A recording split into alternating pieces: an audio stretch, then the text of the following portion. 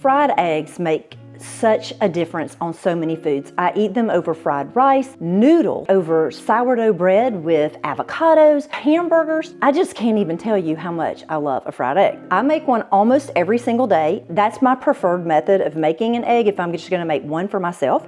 So I'm gonna show you how I do it. So the first thing I'm gonna do is warm up my pan, and I'm just gonna put a pat of butter in here, and I'm gonna turn it over medium heat because I really don't want this to be too hot.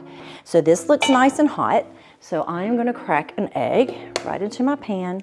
And you can do this in a bowl if you prefer so that it doesn't get the white anywhere. Leave it alone, wait. If you start hearing it sizzle, it's best to probably turn the heat down just a little bit unless you want the edges to be crispy. And I'm gonna let it go until the white gets done. Once that becomes opaque, I'm gonna flip it. And you can often tell when it's time to flip if you can move around this. If it's stuck kind of to the bottom, it's not ready to flip. So my egg is just about done. The opaque area, or this area up here, is gotten pretty opaque. So I am going to flip my egg now.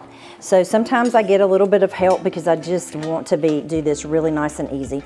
So I'm gonna flip it over, and it looks like it was about just right. So I'm gonna let that go for about 45 more seconds or so. So I'm gonna turn this off, and I'm gonna let it sit here for just a second. My egg is ready, and I am going to put it right on the top of my avocado. And I'm gonna add a little salt.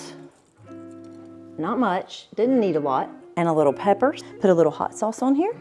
And so here is your perfect fried egg.